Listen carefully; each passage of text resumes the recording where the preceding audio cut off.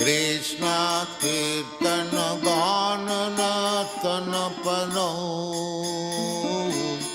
Premamritam Manidhi Dhiradhi.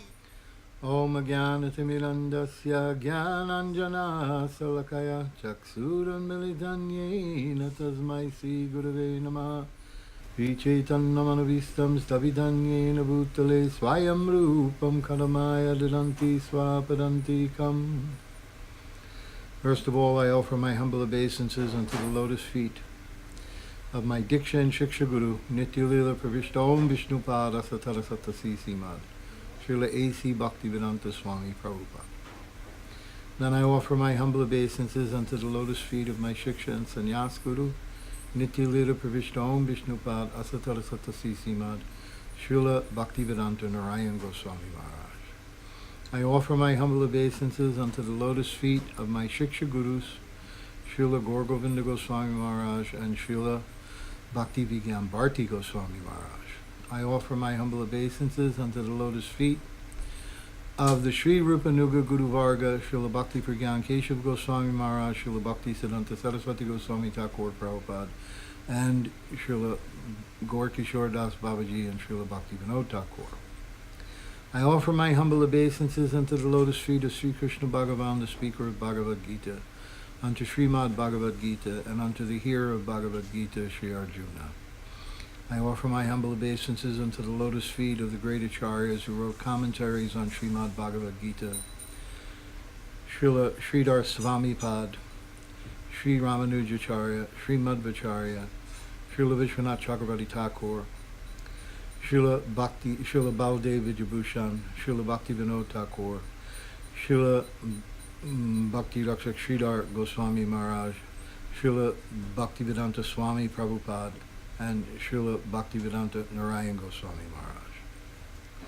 I offer my humble obeisances to all the Vaishnavas and Vaishnavis who are present here today, my Dandavat Pranam. So today, we are reading the 16th chapter. This is the 4th chapter of the 6th in the Gyan Yoga section. It's also another brief chapter, 24 verses. And the last question that was asked was 1421. What are the symptoms of a person who has transcended the gunas? So 15 and 16 are giving more details about that. Okay. And then the 15th question will be a discussion that'll be in the first verse of the 17th chapter. And that will be a discussion about what is the situation of one who does not follow the principles of Shastra. So that's explained in the 17th and 18th chapters. So that's the 16 questions that drive the narrative of Bhagavad Gita. We're now in the 4th verse, the 4th chapter of the last 6 chapters. It's chapter 16. And this is called the Divine and the Demoniac Natures, or Daiva Sura Sambhad Yoga. So here, Krishna is going to delineate what is the nature of a divine person, what is the nature of demoniac people. Now, we will see that in fact, this is a very important chapter because, as we mentioned before, most persons are not practicing rag bhakti, means spontaneous devotional service. Most of us are performing some mixed bhakti, karma mishra, nishkarm karma, yoga, gyan mishra, some mixture of bhakti, aropsita bhakti, samgasita bhakti, like this. Or also we are performing, some people, they're just doing some work and offering the results to Krishna like this. So all these things mean that we have to understand how to be able to gradually develop our bhakti, our mood of pure bhakti, so that we can come to the platform of rag bhakti. And while we're doing that, we have to know how to live in the world. So these 6 chapters give us information about how we can live in the world.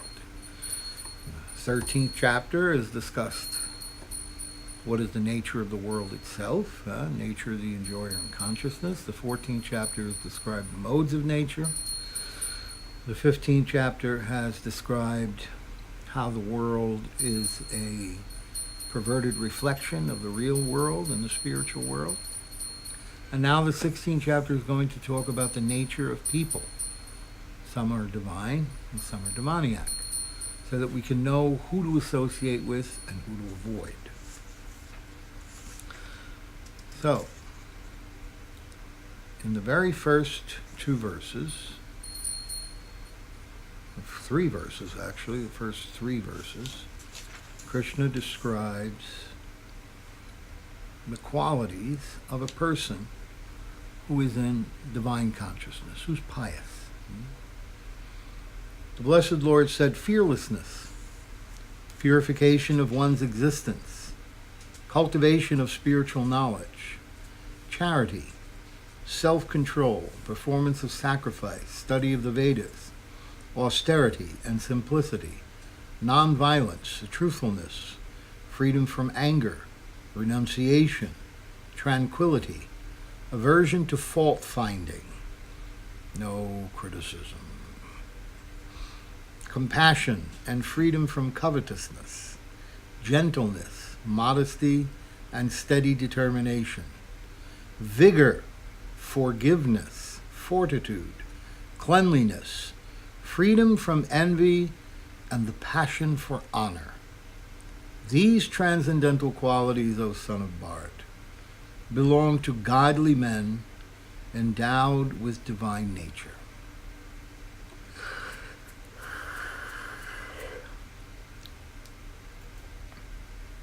So here, Krishna describes all of the godly qualities. And we see that many of these qualities have been mentioned previously, and they're in reference to qualities that are for persons who are in the mode of goodness, persons who are transcending material nature, persons who are stita dhira, stita prajna, who are fixed up. They have these qualities, all of these qualities. We also see that Krishna is mentioning again things. It's not only the qualities that a person has, but it's the things that a person doesn't have. He's not angry. An aversion to fault finding, freedom from envy, freedom from the passion for honor. The things that are not present are also as important as those items that are present.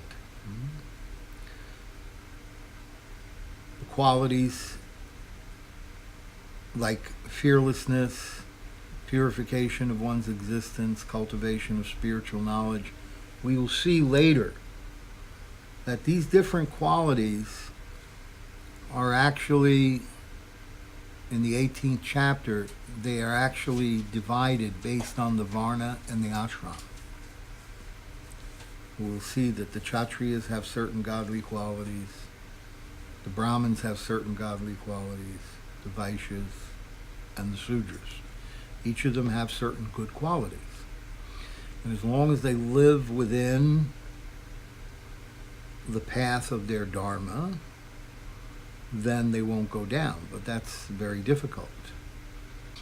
It's very easy, by the influence of the modes of material nature, to become improperly to behave improperly, to act improperly, to become contaminated by the lower modes of material nature, and to forget the good qualities of your particular varna or ashram, and end up performing qualities that are opposed to the sanctity of your varna or ashram. So therefore, in all cases, the best thing is to practice bhakti. Even if it's mixed bhakti, any form of bhakti is better than no bhakti at all. One should do bhakti. This is given in the Bhagavatam, the second canto. Akamo sarvakamo va. Akamo, no desire. You don't have any desires? Okay. Sarvakama, you have all kinds of desires. Mokshakama, okay, you want liberation. Udaradi, if whatever you want, whichever kind of attitude you have, no desires, so many desires, desires for liberation. Tivrena bhakti yogena, you should take up this practice of bhakti yoga. This is the process for solving all problems. Let Krishna do the rest. You get involved, you do bhakti yoga, Krishna does the rest. We'll see, as we read this chapter, how important it is to execute bhakti yoga and stay away from the demoniac principles and the demoniac association, which can contaminate the mind and the consciousness very badly. And Srila Prabhupada in the purport refers back to some of the other chapters showing how all of this is connected, how the thread works. In the beginning of the 15th chapter, the banyan tree of this material world was explained. The extra roots coming out of it were compared to the activities of the living entities, some auspicious and some inauspicious. In the 9th chapter also, the devas, or godly, and the asuras, the ungodly, or demons, were explained. Now, according to Vedic rites, activities in the mode of goodness are considered auspicious for progress on the path of liberation, and such activities are known as Deva Prakriti, transcendental by nature. Those who are situated in the transcendental nature make progress on the path to liberation. For those who are acting in the modes of passion and ignorance, on the other hand, there is no possibility of liberation. Either they will have to remain in this material world as human beings, or they will descend among the species of animals or even lower life forms.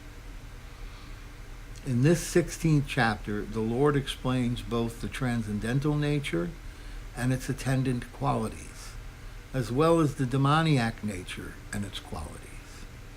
He also explains the advantages and disadvantages of these qualities. The word abhijatasya,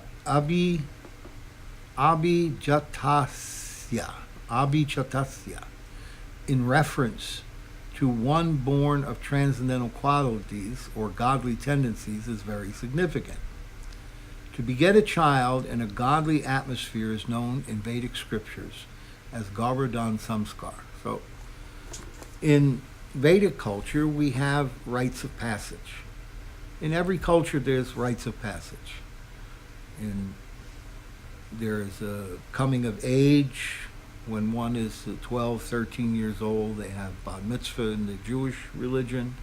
They have confirmation in the Catholic religion. They have different, in Hindu religion, they become Brahmins. They get a thread, or they get a thread depending on, if they're Kshatriyas or Brahmins, what they get. Like this, there's some rite of passage. Then there's marriage, another rite of passage. Birth is a rite of passage. Death is there's different rites of passage. But in Vedic culture, Garbhadan Sanskar is there. It means preparing the garbha, the womb, to receive saintly or good quality human birth, attracting a good quality soul. If the parents want a child in the godly qualities, they should follow the 10 principles of the human being. In Bhagavad Gita, we have studied also that before that sex life for begetting a good child is Krishna himself. Sex life is not condemned, provided the process is used in Krishna consciousness. Those who are in Krishna consciousness at least should not beget children like cats and dogs, but should beget them so they may become Krishna conscious after birth. That should be the advantage of children born of a father and mother absorbed in Krishna consciousness. So, taking up householder life and trying to have children, one of the rites of passage is to properly prepare to receive a soul in a body within the womb. And it should be done with great care and attention. I remember my wife and I both chanted many, many rounds before we had relations to produce Nishringa. And I had prayed for a long time that Krishna Prabhupada would send me one good devotee. So, Nishringa came. He's a good devotee. He chants, he reads, he follows the principles, and he works hard, he has a job, he's a good man. So, if you do nice, if you do right, if you do all the things, then you'll see that the child that you will attract to the womb will be special. In my research on reincarnation, I have seen that many, many children who remember the past birth also remember choosing their parents. So there is some choice that is made. There is some choice. Sometimes your karma is such. You have done some bad things, then you have to accept a birth that is not pleasant. That is karma. But if you have not misbehaved grossly or seriously, then you get opportunity to choose. And so you should know that there are devotees who want to take birth in Krishna conscious families. This is a fact. Prabhupada himself said even demigods want to come here and take birth in the wombs of the devotees so they can finish their practice of Krishna consciousness. So therefore, we should be very clear. Srila Prabhupada has told many of the early disciples, myself included, that we had associated with him prior in our previous lives. So we had associated with him before, and we're associating with him then, and still now, by following the principles that he has given us, we're associating with him. So, some choice is there. Some choice is there. So, if you want to attract a soul who wants to be Krishna conscious and wants to be pure and wants to get this Krishna consciousness in his life, then you have to perform Garbhadan Sanskar for purification. This is called getting good progeny. Jai Sri Sri Radha Damodar ki jai, Gaunikai ki jai, Jagannath Baladev Subhadra ji ki jai.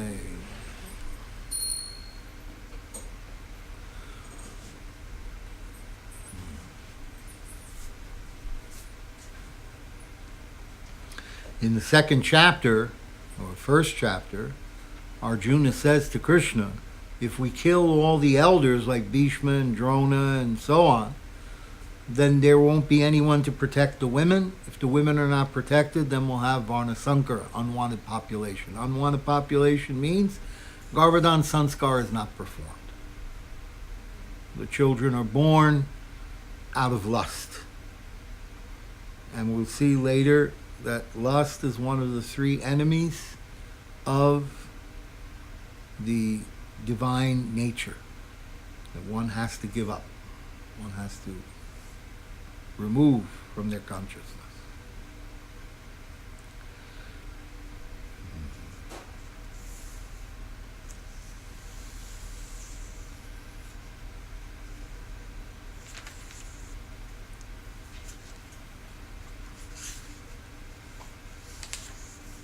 So Srila Prabhupada gives a very long explanation of all the different qualities and explains the importance of these qualities. And it is important that we read all of that carefully and understand. There's about 4 pages here where Prabhupada is describing them. Ahimsa is one. Means not arresting the progressive life of any living entity. The word Prabhupada used, the way he describes ahimsa. Not arresting the progressive life of any living entity. Satyam, this word means that one should not distort the truth for some personal interest. Akrodha means that one should check anger. Even if there's provocation, one should be tolerant. And once one becomes angry, his whole body becomes polluted. Jnana Yoga Vyavastita, being engaged in the cultivation of knowledge. This is for sannyasis. Sannyasi's job is to be engaged in the cultivation of knowledge. Charity is meant for the householders. The householders should earn a livelihood by an honorable means and spend 50% of the income to propagate Krishna consciousness all over the world. Dhamma, self-control, is not only meant for other orders of religious society, but is especially meant for the householders.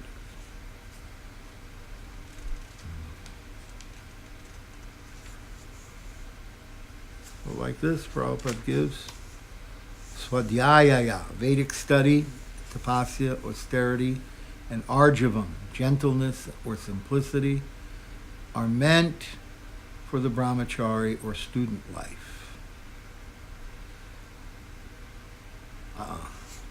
Well, like this, Prabhupada gives explanation. Shocham, cleanliness, not only in mind and body, but in one's dealings also. One should be clean. But all these 16 qualities mentioned are transcendental qualities. They should be cultivated according to the different statuses of the social order. The purport is that even though material conditions are miserable, if these qualities are developed by practice, by all classes of men, then gradually it is possible to rise to the highest platform of transcendental realization.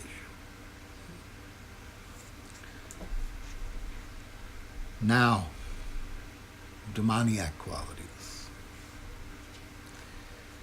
Arrogance, pride, anger, conceit, harshness, and ignorance. These qualities belong to those of the demoniac nature, O son of Pritha, Arjuna. Prabhupada. In this verse, the royal road to hell is described. The demoniac want to make a show of religion and advancement in spiritual science, although they do not follow the principles.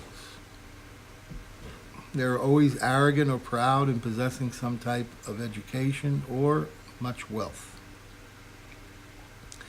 They desire to be worshipped by others and demand respectability, although they do not command respect. Over trifles, they become very angry and speak harshly, not gently. They do not know what should be done and what should not be done. They do everything whimsically according to their own desire, and they do not recognize any authority. These demoniac qualities are taken on by them from the beginning of their bodies in the wombs of their mothers.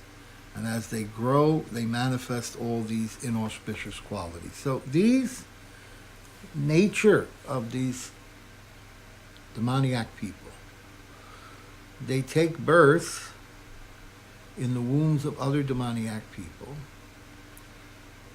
Who are these? We have perhaps discussed in a previous class about how the different jivas come into human bodies. According to the Vedas, they get bodies in different ways. Whereas the soul is following the evolutionary process of going through the different species of life. When it comes to a monkey's body, then the next birth is a human in the mode of ignorance. That's the evolutionary progression.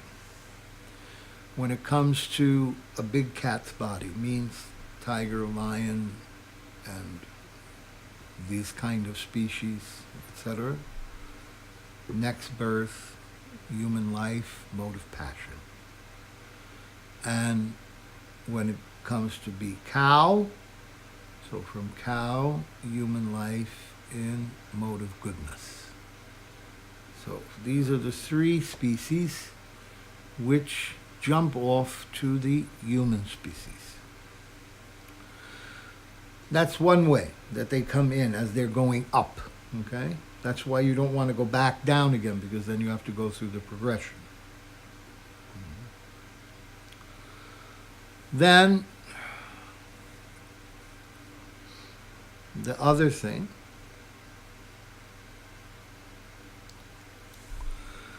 is the persons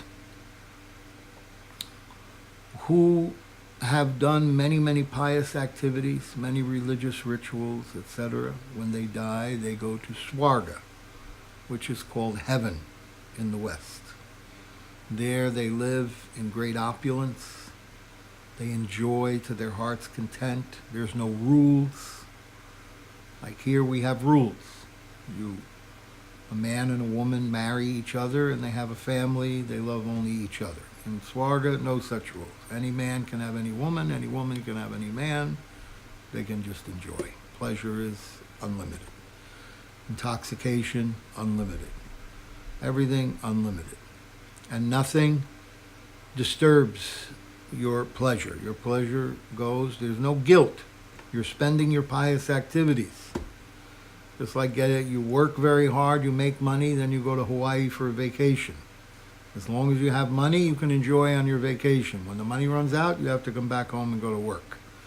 Similarly, when you go to the heavenly planets, you can enjoy unlimitedly, and when the pious activities run out, again, you have to take birth here in this karmastan, the plane of action and reaction.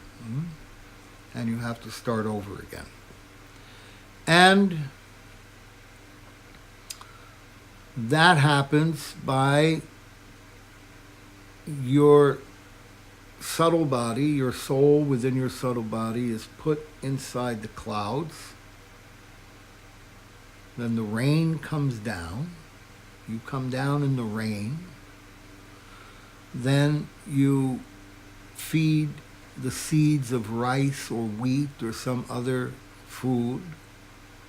Then the rice and wheat and other grains are eaten by the man. Then you go in the semen, and then the semen goes to the egg, and then we have another birth. So you come down from heaven in this path, in this process. Then there is another. Those persons who die violent deaths by being murdered or in accidents or by intoxication they drink themselves to death, or take drugs and die with the drugs, or commit suicide. Any of these things, this is all tamagun, mode of ignorance. So those persons, for some time, because they have misused their body, then they don't get a physical body right away. So they have to float around in their subtle body, and we call them ghosts.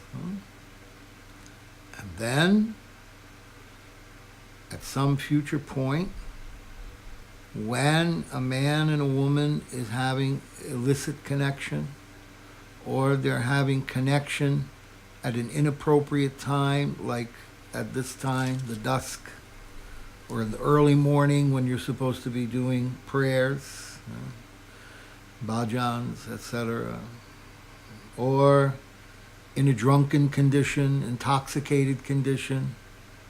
There's one famous couple who were drinking a certain wine, and they got drunk, and then she got pregnant, so they named the girl after the wine. Margot. So, this kind of thing,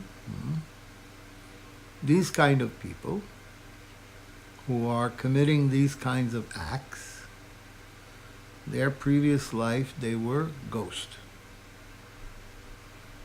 And so Lord Shiva takes those ghosts and they put in the wombs of those persons who don't behave properly. So it says here, the demoniac qualities are taken on by them from the beginning of their bodies. Why? Because they have taken birth in the bodies of people who are intoxicated, who are evil by nature, who are having illicit relations, etc., who are not following the principles of the Vedas. They take birth in those bodies.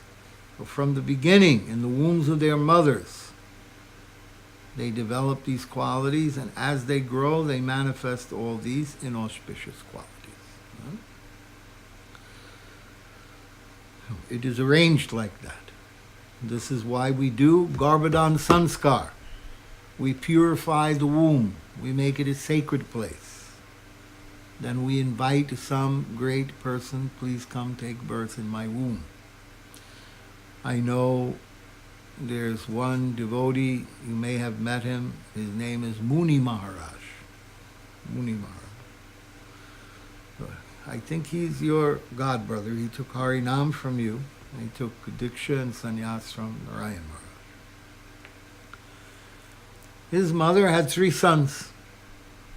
The first son is a regional secretary in ISKCON. He does a lot of management in ISKCON. He's married, he has a family, and he does all this preaching work in ISKCON. The second son is Muni Maharaj.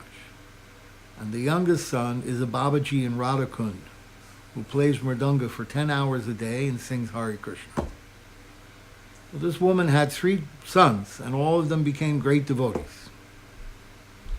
So if I ever meet her, I'm going to offer my obeisances, because what kind of womb she has, that she's attracted such great personalities. 3 sons who became great devotees. One became a sannyasi, the other became a Babaji, and the other became a very sacred householder. Very rare. Very rare. So, this kind of womb, very sacred. And Prabhupada once told us,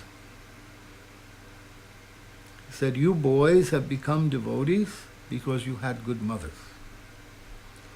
And we said to Prabhupada, but our mothers did this. No. Those things are external. You could not become devotees if you did not have good mothers. Your mothers are good persons.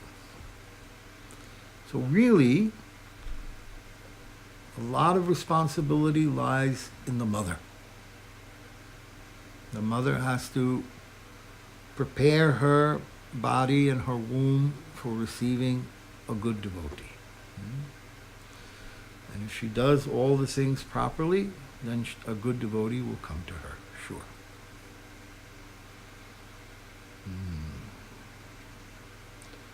Verse 5, the transcendental qualities are conducive for liberation, whereas the demoniac qualities make for bondage.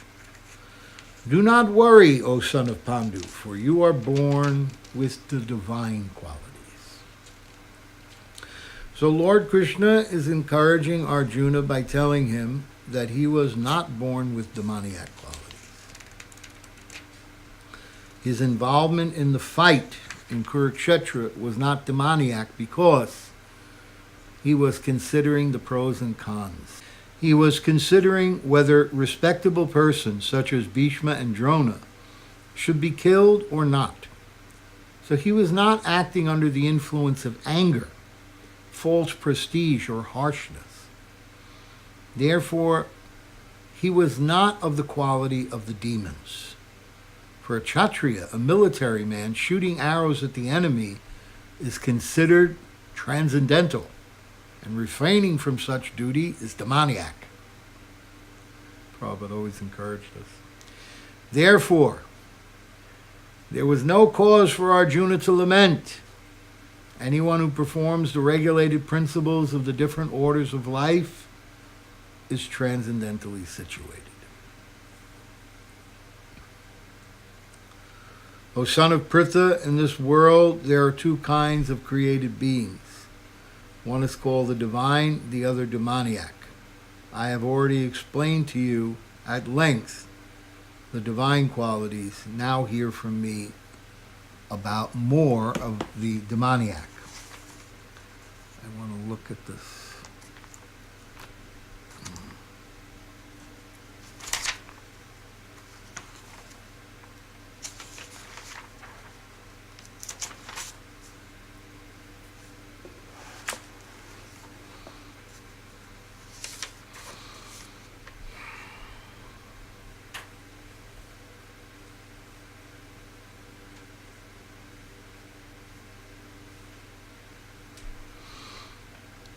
Srila Vishwanath Chakravarti Thakur in his commentary on verse 5, where it says, O son of Pandu, do not lament, you are born of Daivic qualities.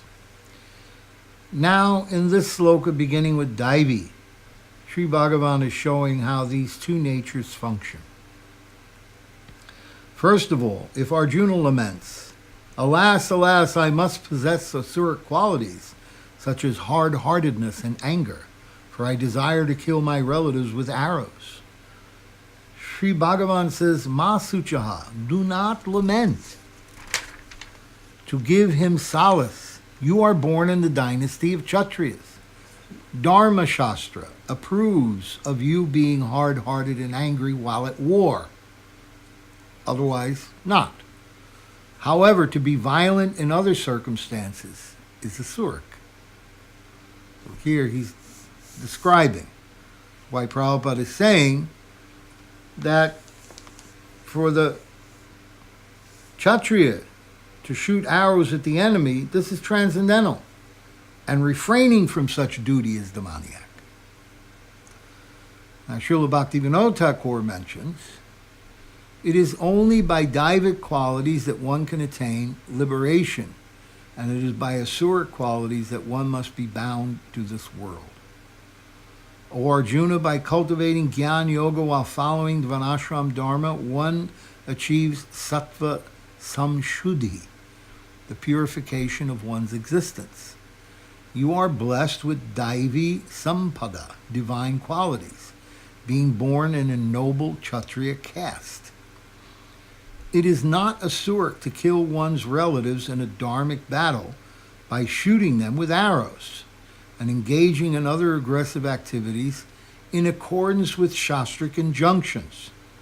Having heard this instruction, you should give up your grief.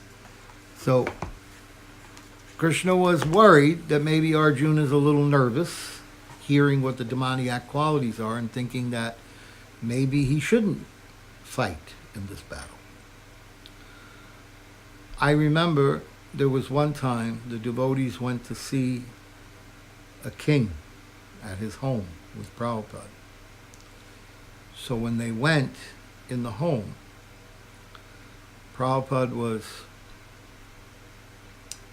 listening to them they were upset. They said, look, he has the heads of animals on the wall. He's a hunter. He shot the elephant. He shot the tiger. He shot the deer. He shot all these animals. Prabhupada told him, he is Kshatriya. This is the rule. Kshatriya has to hunt.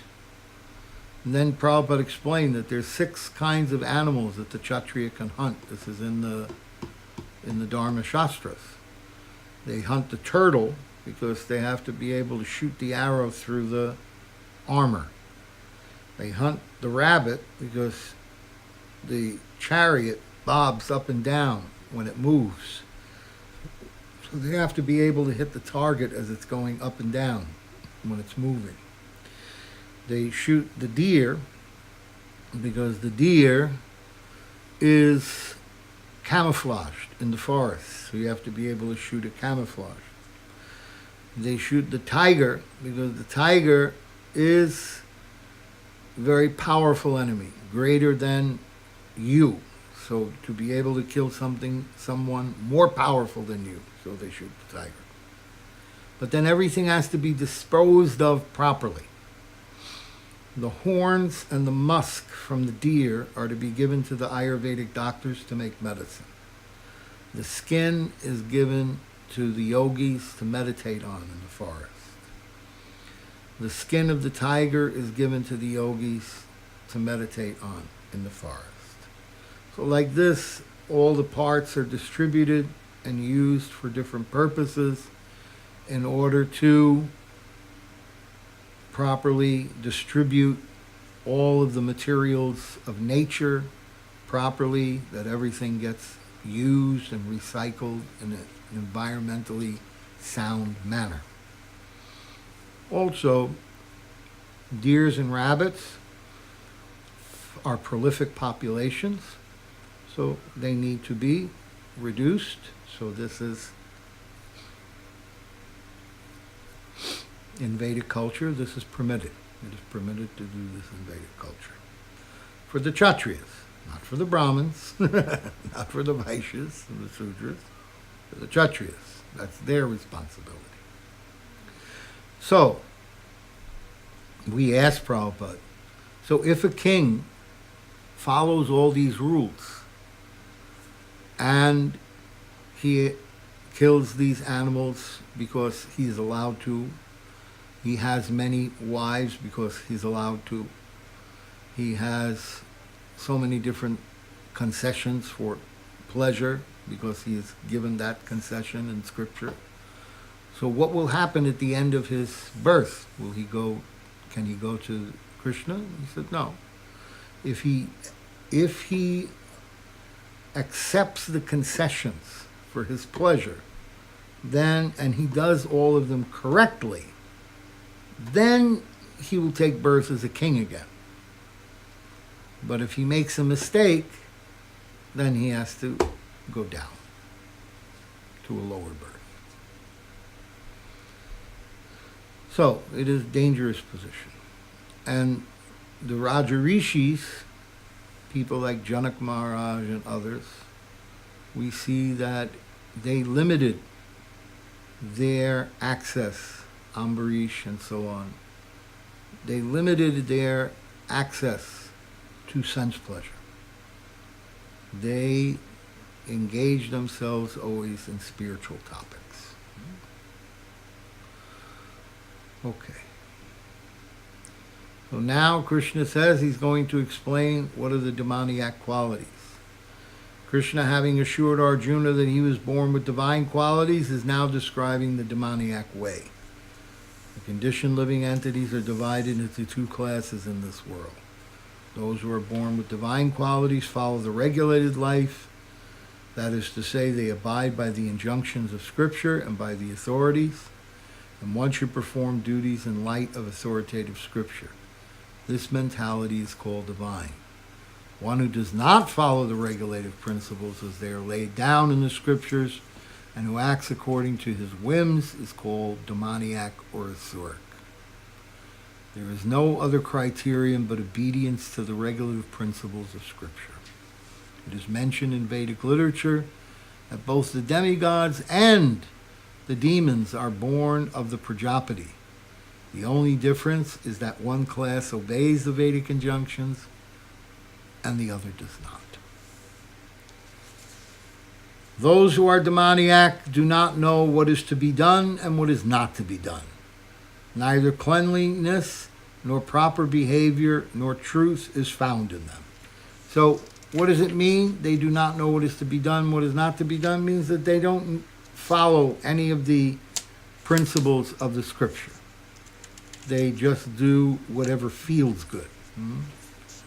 We see there's some slogan like that, right? If it feels good, do it. This is such slogan they have. They don't follow any rules. As for behavior, there are many rules and regulations guiding human behavior, such as Manu Samhita, which is the law of human race. Even up to today, those who are Hindu follow the Manu Samhita. Laws of inheritance and other legalities are derived from this book. Now, in Manu Samhita, it is clearly stated that a woman should not be given freedom. That does not mean that women are to be kept as slaves. Children,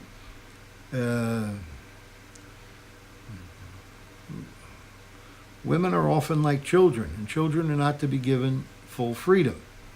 But that does not mean they're to be kept as slaves. The demons have now neglected such injunctions, and they think that women should be given as much freedom as men. However, this has not improved the social condition of the world. Actually, a woman should be given protection at every stage of life.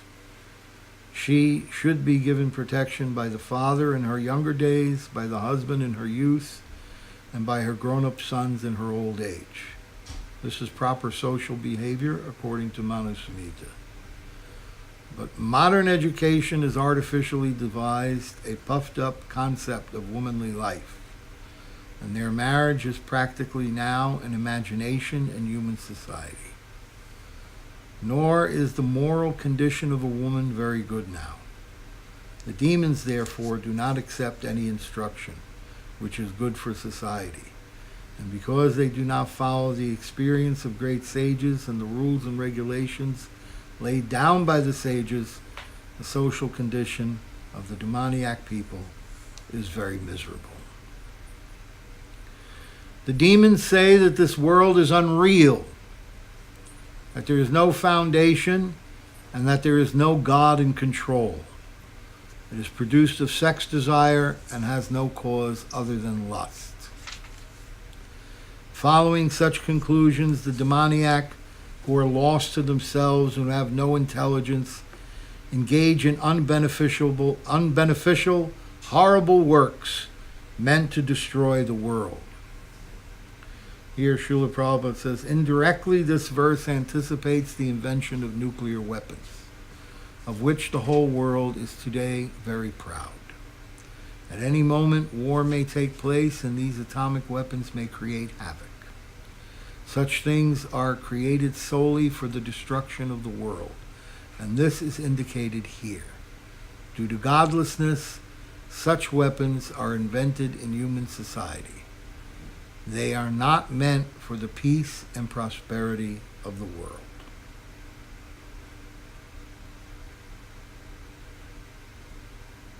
Also, he points out that animal killing is very prominent amongst demoniac people.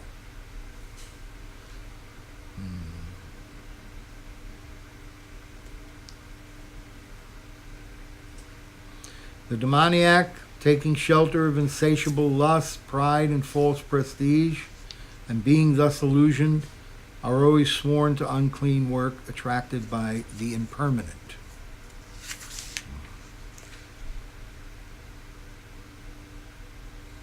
Demons' lust is never satisfied, Prabhupada says. They have no knowledge and cannot tell that they are heading in the wrong direction. Accepting non-permanent things, such demoniac people create their own God, create their own hymns, and chant accordingly. They believe that to gratify the senses unto the end of life is the prime necessity of human civilization. Thus there is no end to anxiety, to their anxiety. Being bound by hundreds and thousands of desires, by lust and anger, they secure money by illegal means for sense gratification. Srila Prabhupada was telling the story one time that one king asked the sage that at what point in life does the desire for sense gratification, specifically sex desire, end? When does it stop? So the sage said, I will tell you, but I have to visit someone. They're dying. I promised this very elderly man that I was going to come and see him. I want you to come, and you please bring your daughter, the princess. So the king said, okay. So then the sage said, when they got there, you go in first. So the king went in. He saw the old man, looked up at the sage. The old man looked up at the sage, put his head down. Then the sage came in. The old man looked at the sage, nodded his head, put his head down. Then the princess came in.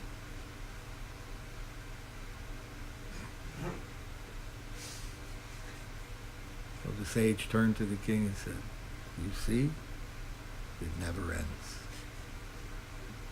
They believe that to gratify the senses unto the end of life is the prime necessity of human civilization. Demoniac accept that the enjoyment of the senses is the ultimate goal of life, and this concept they maintain until the death. They do not believe in life after death, and they do not believe that one takes on different types of bodies according to one's karma or activities in this world. Their plans for life are never finished, and they go on preparing plan after plan, all of which are never finished. We have personal experience of a person of such demoniac mentality who even at the point of death was requesting the physician to prolong his life for 4 years more because his plans were not yet complete. Such foolish people do not know that a physician cannot prolong life even for a moment. When the notice is there, there is no consideration of the man's desire. The laws of nature do not allow a second beyond what one is destined to enjoy.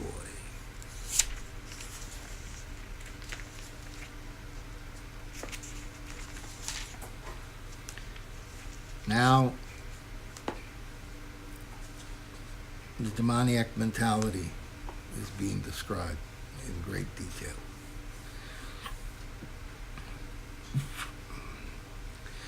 The demoniac person thinks, so much wealth do I have today, and I will gain more according to my schemes. So much is mine now, and it will increase in the future, more and more. He is my enemy, and I have killed him, and my other enemy will also be killed. I am the Lord of everything. I am the enjoyer. I am perfect, powerful, and happy. I am the richest man surrounded by aristocratic relatives. There is none so powerful and happy as I am. I shall perform sacrifices, and I shall give some charity, and thus I shall rejoice. In this way, such demoniac persons are deluded by ignorance. So we see that even the demoniac people, they perform religious rituals and prayers and different things. They do this because it gives them some position in society, some status. Oh, he's going to the church. Oh, he's a good man. He's a good person. He's a good Hindu. He's doing yajna. He's a good Christian. He goes to church. He's good. But this is only external. Meanwhile, in the background, This is their thinking. He is my enemy, I have killed him, and my other enemy, he will also be killed. There's an explanation of the word. In Sanskrit, the word envy is called matsarya. Matsarya. Its root is matsya, meaning fish. And the fish is envious because the fish mentality is, when he's swimming, he sees a smaller fish and he thinks, this fish is small now, but in the future he'll become big and he'll eat me. So I'm going to eat him first. So this is matsya, matsarya, envy. I am the Lord of everything, and I have killed my enemy, and my other enemy will also be killed. This is envy. Thus perplexed by various anxieties and bound by a network of illusions, one becomes too strongly attached to sense enjoyment and falls down into hell. Self-complacent and always impudent, deluded by wealth and false prestige, they sometimes perform sacrifices in name only, without following any rules and regulations. I remember I was in India, and these developers had come. They had bought a big piece of land, and they had to develop the land. But to develop it, they had to get rid of the trees, because they're going to build a huge apartment complex, and they had no room for trees. So one of the trees was a sacred tree. I forget which one. So they called a Brahmin to come in and asked him to perform a yajna and do a puja and propitiate the tree that now we're going to cut you down like this. And so they cut down the tree, and the person, and they came there, and you could see they came in their suits and their fancy shoes, and they stood there while they took their shoes off for a minute, and while the Brahmin was doing the yajna, they threw some flowers and said a few prayers, and then they went away. Okay, we did it. We did the yajna now. So no sin. We can cut down the big auspicious sacred tree. It's okay. Build our building. Make our money. You could see. But this is why Prabhupada is self-complacent and always impudent. They perform sacrifices in name only, without following any rules and regulations. Thinking themselves all in all, not caring for any authority or scripture, the demoniac sometimes performs so-called religious or sacrificial rites. And since they do not believe in authority, they are very impudent.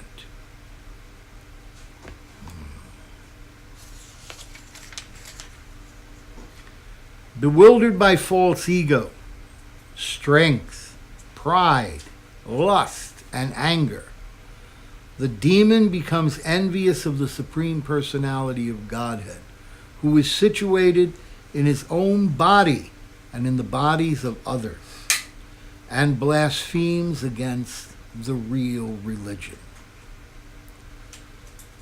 A demoniac person, being always against God's supremacy, does not like to believe in the scriptures. He is envious of both the scriptures and of the existence of the Supreme Personality of Godhead. This is caused by his so-called prestige and his accumulation of wealth. He does not know that the present life is a preparation for the next life. Not knowing this, he is actually envious of his own self, as well as being envious of others. He commits violence on others' bodies and on his own body. He does not care for the supreme control of the personality of Godhead because he has no knowledge. Those who are envious and mischievous, who are the lowest among men, are cast by me into the ocean of material existence, into various demoniac species of life. Attaining repeated births amongst the species of demoniac life, such persons can never approach me. Gradually they sink down to the most abominable type of existence. It is known that God is all merciful, but here we find that God is never merciful to the demoniac. It is clearly stated that demoniac people, life after life, are put into the wombs of similar demons and, not achieving the mercy of the Supreme Lord, they go down and down so that at last they achieve bodies like those of cats, dogs, and hogs. It is clearly stated that such demons have practically no chance of receiving the mercy of God at any stage of later life. In the Vedas, it is also stated, that such persons gradually sink to become hogs and dogs. It may be then argued in this connection that God should not be advertised as all merciful if he is not merciful to such demons. An answer to this question in the Vedanta Sutra, we find the Supreme Lord has no hatred for anyone. The placing of the Asuras and the demons in the lowest status of life is simply another feature of his mercy. Sometimes the Asuras are killed by the Supreme Lord, but this killing is also good for them, for in Vedic literature we find that anyone who is killed by the Supreme Lord becomes liberated. There are many instances in history of many Asuras, Ravana, Kamsa, Hiranyakashipu, to whom the Lord appeared in various incarnations just to kill. Therefore, God's mercy is shown to the Asuras if they are fortunate enough to be killed by him. Now we're going to look at the commentary of,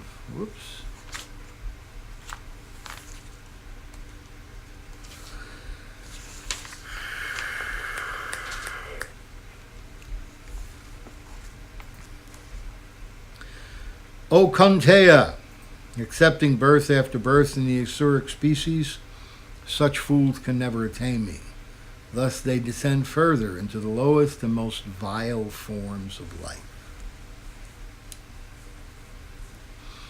So the Sanskrit word here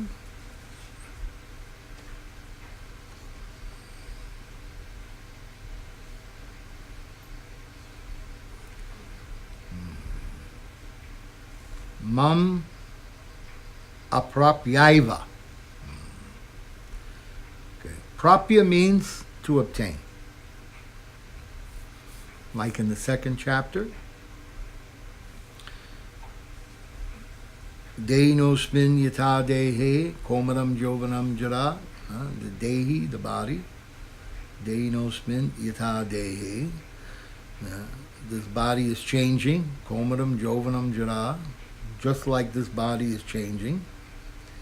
So, at the end, when this body is over, tata dehantara praptir, one will obtain another deha, another body. So prapya means attaining. But this word is aprapya. When we put a in front of it, it means not obtaining. One will not obtain. Mum, me. Mum aprapyaiva means by not attaining me, they fall into degraded species. However, When I appear at the end of Dwarpa Yuga in the 28th Chatur Yuga of Vivaswata Manvantara, those who envy me, such as Kamsa, attain mukti when they come before me. I, who am the ocean of unlimited compassion, bestow that rare mukti attained in the mature stage of bhakti mishra gyan, gyan mixed with bhakti, even to sinners such as Kamsa. It is said in the prayers of Srimad Bhagavatam, O Prabhu, simply by constantly thinking of you, even your enemies have attained the same supreme absolute reality as the Munis, who are fixed in yoga and who worship you by controlling their breath, mind, and senses. Therefore, my supremacy, as described earlier, is established. This is also found in the sloka from the Laghu Bhagavatamrita, which states that as long as those who envy Krishna do not attain him, they remain in this degraded species of life, and this is very clear.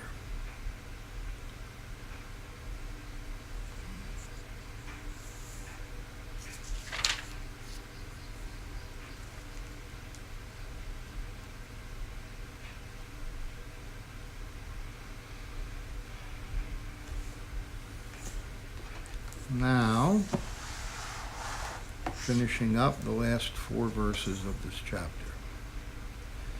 There are 3 gates leading to hell: lust, anger, and greed.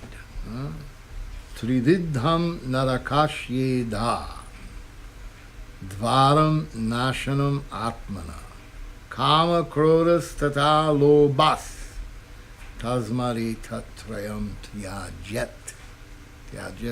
Give it up. Every sane man should give these up, for they lead to the degradation of the soul. The beginning of demoniac life is described herein. One tries to satisfy his lust, and when he cannot, anger and greed arise. That verse is there. Dhyayato vishaya pumsam sangasteshu bhajayate sangat sanjayate kama krodha vijayate. Meditating on the objects of the senses, one becomes attached. From attachment comes lust. From lust, when lust is not satisfied, when greed is not satisfied, then anger will come.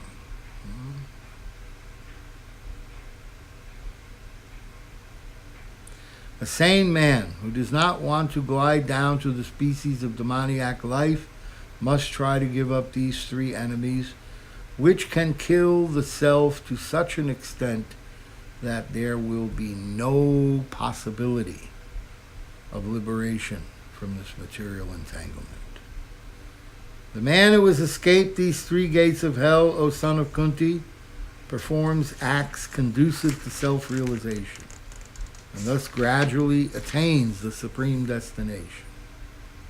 But he who discards scriptural injunctions and acts according to his own whims attains neither perfection nor happiness, nor the supreme destination. One should understand what is duty and what is not duty by the regulations of Scripture. Knowing such rules and regulations, one should act so that he may gradually be elevated. So now, after speaking about that, Arjuna then asks, what is the situation of one who does not follow principles of Scripture but worships according to his own imagination? Is he in goodness, passion, or ignorance? That'll be the first question of the 17th chapter tomorrow. Krishna has explained what the rules are, what is to be given up, what is to be taken up. Everything has been clearly enunciated. Now, the 15th question of the Bhagavad Gita will be asked by Arjuna at the beginning of the 17th chapter in the first verse, and then we will discern what is the different types of faith? Faith in ignorance, faith in passion, faith in goodness. Charity in ignorance, charity in passion, charity in goodness. Austerity in ignorance, austerity in passion, austerity in goodness. Everything will be described here in the 17th chapter tomorrow. Then we may take, I think, 1 day break, I don't know, and then we have 2 days left, first half of the 18th chapter and second half of the 18th chapter. And then we're finished. Whole Gita we have studied. Okay, you like it so far? It was good?